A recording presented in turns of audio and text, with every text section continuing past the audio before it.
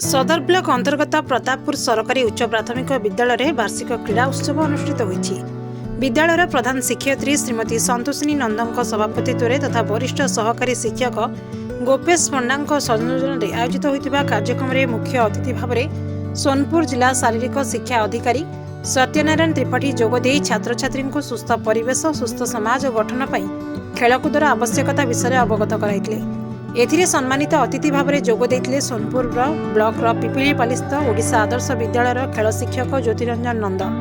श्रीजुक्त नंद छात्र छात्री मध्य खेलुआड़ मनोवृत्तिर विकास विश्व बंधुतार विकास एक सुस्थ समाज निश्चय गठित हो पारे बोली मत पोषण करथिले। एथिरे अन्यतम सम्मानित अतिथि भाव में ग्रामोत्थानर सीओ स्वर्णपूर्णा मिश्र एवं शरधापाली आंचलिक साधन केन्द्र संयोजक प्रसन्न कुमार पंडा प्रमुख जोग देइथिले।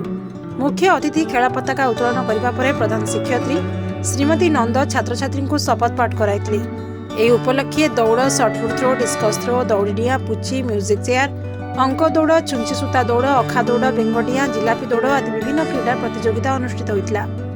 एक कार्यक्रम परिचालन में शिक्षयित्री महेन्द्री पंडा अक्षय कुमार जेना स्वेच्छासेवी शिक्षक अमन महापात्र लक्ष्मी बेरिहा अलुमिनी बादल सेठी प्रमुख सहयोग करथिबा बेले विद्यालय परिचालना कमिटी सभापति लक्ष्मण मेहर धन्यवाद अर्पण करथिले। सुवर्णपुर सूचिकांत सुनांक रिपोर्ट ओडिसी खबर।